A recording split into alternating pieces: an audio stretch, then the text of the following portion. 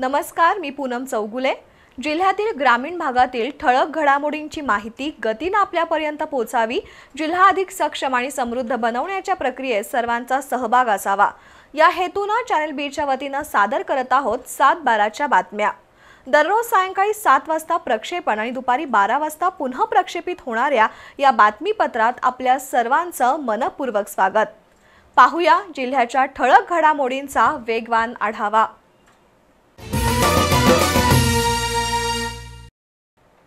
कोल्हापूर शहरात प्रवेश करणाऱ्या तावडे हॉटेलपासून शिरोली सांगली फाट्यापर्यंत वाहतुकीची कोंडी नित्याचीच बनली आहे। त्यामुळे शहरात प्रवेश करणाऱ्या वाहनांना प्रवेशद्वारावरच अडकून पडावं लागत असल्याने बाहेरून येणाऱ्या पर्यटक भाविकांमधून नाराजी व्यक्त होतीये।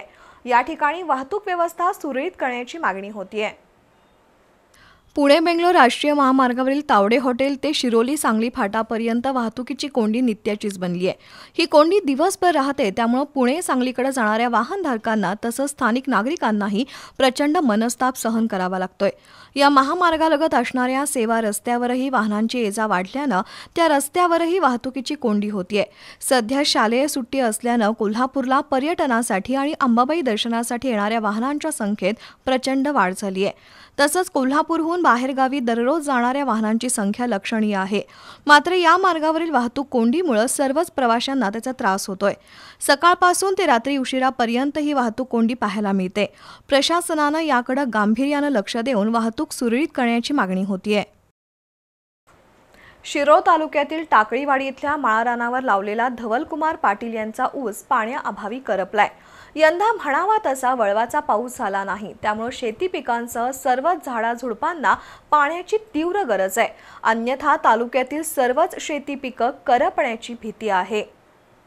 शिरोळ तालुक्यातील टाकळीवाडी इथं धवलकुमार पाटील आणि राजकुमार पाटील यांची 2 एकर शेती आहे। माळरानावरील शेतामध्ये विहीर किंवा बोरला सुद्धा पाणी नाही, त्यामुळे या परिसरातील शेती पूर्णपणे पावसावर अवलंबून असते। पाटील यांनी एकरी 50,000 रुपये खर्च करून ऊसाची लागवड केली आहे। मात्र वळवाच्या पावसानं टाकळीवाडीत हुलकावणी दिल्यानं ऊसाचं पीक करपू लागलंय। ऊसाला भरपूर पाणी लागत असल्यानं पाण्याअभावी शेतीचं मोठं नुकसान होतंय। त्यामुळे वळवाचा पाऊस जर नाही पडला तर तालुक्यातील अनेक हातातोंडाला आलेली पिकं करपण्याची शक्यता आहे। त्यामुळे तालुक्यातील बळीराजाचे डोळे आकाशाकडे लागले आहेत।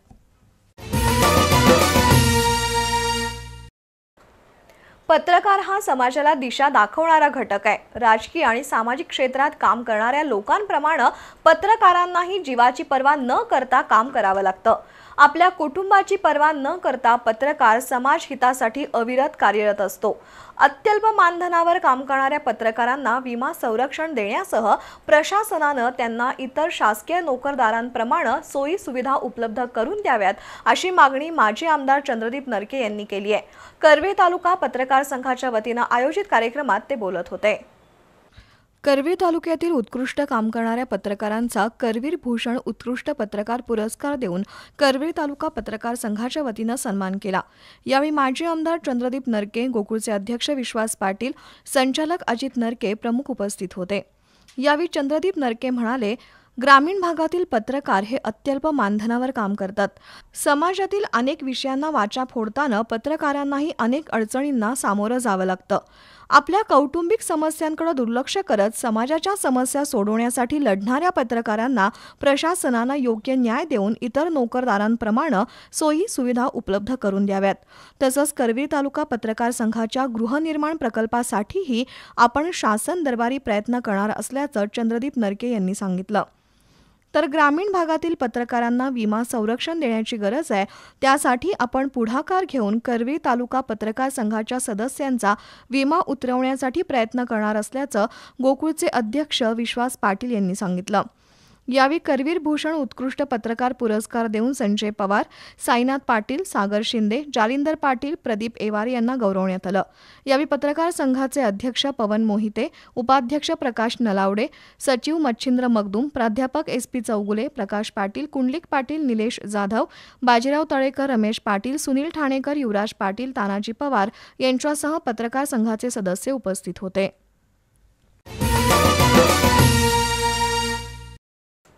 बाजारभोगाव परिसरामध्ये सूर्यफूल काढणीचं काम वेगात सुरू आहे. मागच्या हंगामापेक्षा यंदा सूर्यफूल पीक चांगलं आल्यानं शेतकरी समाधानी आहे. बाजारामध्येही सूर्यफुलाला चांगला भाव मिळेल अशी अपेक्षा बळीराजाला आहे.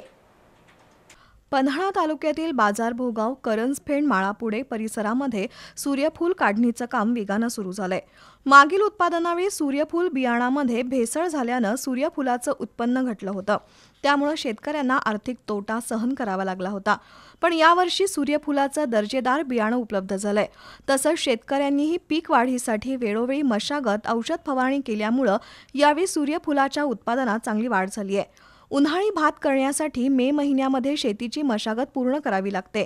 त्यामुळे पूर्ण वाढलेलं सूर्यफूल आणि पीक वाढीसाठी मिळालेलं हवामान पोषक ठरल्यानं शेतकरी समाधानी आहे. यंदा बाजारातही सूर्यफुलाला चांगला भाव मिळेल अशी अपेक्षा आहे.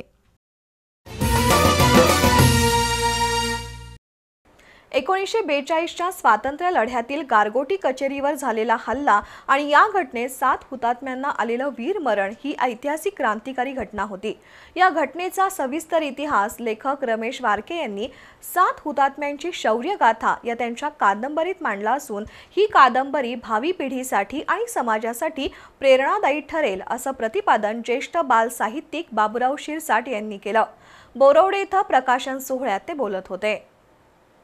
कागल तालुक्यातील बोरवडे इथं साहित्यिक रमेश वारके यांच्या 7 हुतात्म्यांची शौर्यगाथा या कादंबरीचा प्रकाशन सोहळा ज्येष्ठ साहित्यिक बाबूराव शिरसाट यांच्यासह मान्यवरांच्या उपस्थितीत संपन्न झाला.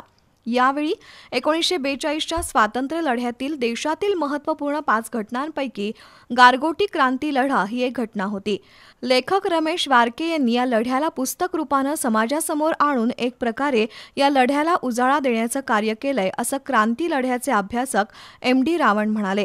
तर स्वातंत्र्य लढ्यात पुरुषांप्रमाणे स्त्री क्रांतिकारकांचाही मोलाचा वाटा होता.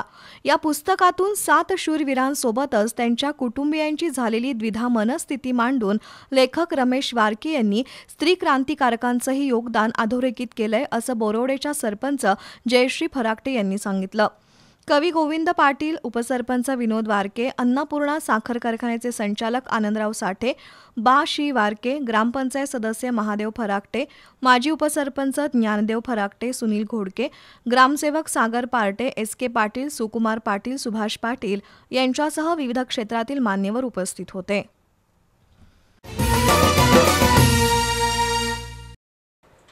सैन्य भरती आणि पोलीस भरतीमध्ये मार्गदर्शन तसंच भरतीपूर्व प्रशिक्षण देणाऱ्या करवीर तालुक्यातील केरली इथल्या योद्धा कमांडो अकॅडमीनं अल्पावधीतच यश संपादन केलंय. मुंबई पोलीस पदासाठी घेतलेल्या परीक्षेत अकॅडमीचे 5 जण पात्र ठरलेत. यशस्वी उमेदवारांचा मान्यवरांच्या हस्ते सत्कार करण्यात आला. ग्रामीण भागातील विद्यार्थ्यांना कमी खर्चात भरतीपूर्व प्रशिक्षण आणि मार्गदर्शन मिळावं या हेतूनं आसुर्ले पोर्ले मार्गावरील केरली इथल्या पेट्रोल पंपाशेजारी निवृत्त सुभेदार RS पाटील आणि संजय जांभिलकर यांनी योद्धा करिअर अकॅडमीची स्थापना केली आहे. योग्य मार्गदर्शन, काटेकोर नियोजन आणि शिस्तबद्ध प्रशिक्षणाच्या जोरावर या केंद्रातील 10 मुलं पोलीस भरती आणि सैन्य दलात भरती झाली आहेत. त्यामध्ये तुषार पाटील, प्राजक्ता पाटील, सायली कोले, शुभम मस्कर, विक्रम फाटक यांची मुंबई पोलीसपदी निवड झाल्याबद्दल सहाय्यक पोलीस निरीक्षक शरद डोंगरे यांच्या हस्ते सत्कार करण्यात आला. यावेळी डोंगरे यांनी उपस्थित विद्यार्थ्यांना मार्गदर्शन केलं.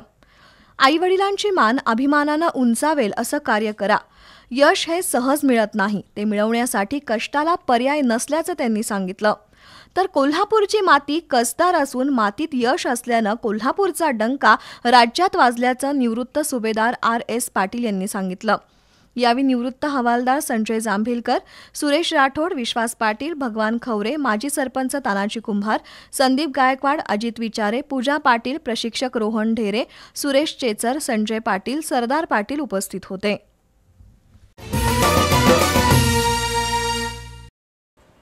गावं सक्षम होण्यासाठी ग्रामपंचायत सदस्य अनुभवी असणं गरजेचं आहे.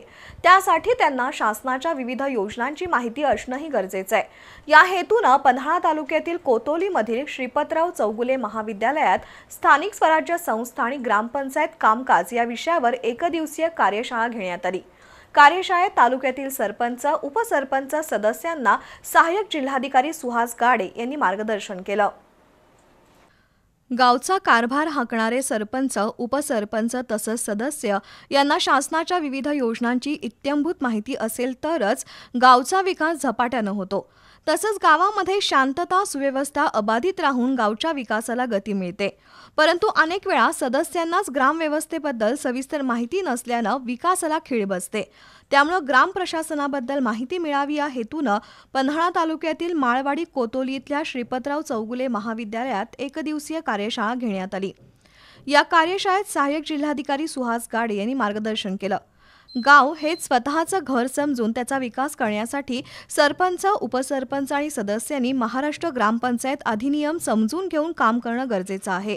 लोकांमध्ये समरूप होऊन गावच्या समस्या समजावून घेत येणाऱ्या अडचणी आपलेपणानं सोडवल्यास गावगाडा विकासाच्या वाटेनं गतीनं चालतो, असं गाडे यांनी सांगितलं. यावेळी गाडे यांनी उपस्थित विद्यार्थ्यांकडून गावच्या समस्या विचारून घेऊन सोडवण्याचे सल्ले दिले. तर पन्हाळा पंचायत समिती गटविकास अधिकारी सुभाष सावंत यांनीही कार्यशाळेत मार्गदर्शन केलं. लोकशाहीचं विकेंद्रीकरण करण्यासाठी पंचायत राज व्यवस्था त्रिस्तरीय करण्यात आली आहे. यातील तिसरा घटक म्हणजे ग्रामपंचायत आहे. या ग्रामपंचायतीमध्ये काम करणाऱ्यांनी महाराष्ट्र अधिनियम समजून घेणं गरजेचं असल्याचं सावंत यांनी सांगितलं. यावेळी डॉक्टर के.एस. चौगुले यांनीही मनोगत व्यक्त केलं. विविध स्पर्धांमध्ये यशस्वी विद्यार्थ्यांचा सहाय्यक जिल्हाधिकारी गाडे यांच्या हस्ते सत्कार करण्यात आला. यावेळी सचिव शिवाजीराव पाटील, डॉक्टर अजय चौगुले, प्राचार्य doctor V P. Patil, doctor B N. Ravan, sarpanch, उपसरपंच आणि सदस्य उपस्थित होते. सर्वोच्च न्यायालयानं बैलगाडी शर्यतीवरील बंदी हटवल्यानं इचलकरंजीतील ताराराणी पक्षाच्या वतीनं मलाबादे चौकात साखर पेढे वाटून आतषबाजी करत जल्लोष करण्यात आला. अनेक वर्षाच्या मागणीला यश आल्यानं बैलगाडी धारक आणि शर्यत शौकीनांमध्ये आनंदाचं वातावरण दिसून येत आहे. मुंबई उच्च न्यायालयानं 2011 मध्ये बैलगाडी शर्यतीवर बंदी आणली होती. राज्य सरकारनंही त्यासंबंधी परिपत्रक काढत बंदी जाहीर केल्यानं बैलगाडी मालक, शर्यत प्रेमींकडून बैलगाडी शर्यत सुरू करण्याची मागणी होत होती. दरम्यान सर्वोच्च न्यायालयानं डिसेंबर 2021 मध्ये सशर्त बैलगाडी शर्यतींना परवानगी दिली. पण या अटी शर्तींची पूर्तता करणं बैलगाडा मालक, शर्यत आयोजकांना शक्य होत नव्हतं. मात्र आता सर्वोच्च न्यायालयानं शर्यतींना परवानगी दिली आहे. न्यायालयाच्या या निकालानंतर ताराराणी पक्ष तसंच बैलगाडी मालक, शर्यतप्रेमींच्या वतीनं इचलकरंजीतील मलाबादे चौकात साखर पेढे वाटून आतषबाजी करत जल्लोष करण्यात आला. यावेळी प्रकाश दत्तवाडे, बाळासाहेब कलाकते, अहमद मुजावर, नंदू पाटील, राहुल घाट, नितीन वाघमोरे, वासिम मुजावर, युवराज चव्हाण, तानाजी भोसले यांच्यासह शर्यत शौकीन, शेतकरी उपस्थित होते.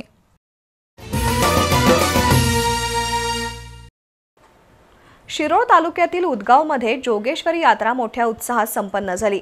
मुकुटाला खिजवून पळत असलेला सवंगडी, त्याच्या पाठीमागे लागणारे मुकुट हा थरारक खेळ आपल्या डोळ्यात टिपण्यासाठी भाविकांनी मोठी गर्दी केली होती. शिरोळ तालुक्यातील उदगावमध्ये जोगेश्वरी यात्रा मोठ्या उत्साहात संपन्न झाली. यावेळी मुकुट खेळ पाहण्यासाठी भाविक ग्रामस्थांनी मोठी गर्दी केली होती. जोगेश्वरी मंदिर ते कमानीपर्यंत मुकुट खेळवण्यात आले. डोक्यावर मुकुट घेऊन हातात वेताची काठी आणि पाठीमागे धावणारे लोक असतात. त्यामुळे मुकुटासमोर जाऊन तरुणांनी मुकुटाच्या काठीचा मार चुकवत नारळ उचलल्यानंतर भाविकांनी एकच जल्लोष केला. धार्मिक विधी आणि मानपान झाल्यानंतर मुकुट खेळाची सांगता झाली. यावेळी दर्शनासाठी ग्रामस्थ भाविकांनी मोठी गर्दी केली होती. गडिंग्लजमध्ये सुरू असलेल्या शिवराज युनायटेड डेव्हलपमेंट फुटबॉल लीगच्या दुसऱ्या दिवशी इफा लायन्स, युनायटेड रायझिंग स्टार्स यांनी प्रतिस्पर्ध्यांवर मात करून आगेकूच केली. सुपर लीगमध्ये स्थान मिळवण्यासाठी संघात कमालीची चुरस निर्माण झाली आहे. गडिंग्लजमधील MR हायस्कूलच्या मैदानावर ही स्पर्धा सुरू आहे. गडिंग्लजमध्ये एमआर हायस्कूलच्या मैदानावर फुटबॉल सामने सुरू आहेत. प्रतिभावान खेळाडूंचा भरणा असलेल्या युनायटेड रायझिंग स्टार्सनं शुक्रवारी विजयी सलामी दिलेल्या संघर्ष फायटर्सला 3 गोलनी हरवून झटका दिला. शॉर्ट पासिंगनं वर्चस्व राखणाऱ्या युनायटेड स्टार्सला पूर्वार्धाच्या शेवटी यश मिळालं. सुमित कांबळेनं संघाचं खातं उघडलं. पाठोपाठ कर्णधार साकिब मणेरनं गोल करून संघाला आघाडी मिळवून दिली. संघर्षाच्या श्रवण पाटील, विद्याधर धबाले, सत्यम पाटील यांचे गोल करण्याचे प्रयत्न दिशाहीन फटक्यामुळे अपुरे पडले. उत्तरार्धाच्या शेवटी नवोदित अवधूत चव्हाणनं गोल करून संघाचा 3-0 असा विजय निश्चित केला. दुसऱ्या सामन्यात इफा लायन्सनं गुफा गार्डियन्सवर 2 गोलनी मात केली. इफाचा कर्णधार प्रसाद पोवार यानं पूर्वार्धात तर उत्तरार्धात विनायक गोंधळीनं गोल करून विजयात सिंहाचा वाटा उचलला. गुफा गार्डियन्सच्या सूरज हनीमनाळे, महेश पोवार यांचे गोल फेडण्याचे मनसुबे इफाच्या बचावपटू धीरज कानडे, गोलरक्षक सर्वेश मोरे यांनी उधळून लावले. अ गटात संघर्ष रायझिंग स्टार्सचे प्रत्येकी 3 तर ब गटात इफा 3 तर दादा जीएम गुफा गार्डियन्सचे प्रत्येकी 1 गुण झाल्यानं सुपर लीगसाठी कमालीची चुरस निर्माण झाली आहे. परिणामी शेवटच्या सामन्यात जिंका अन्यथा स्पर्धेतून बाहेर पडा अशी संघाची अवस्था आहे.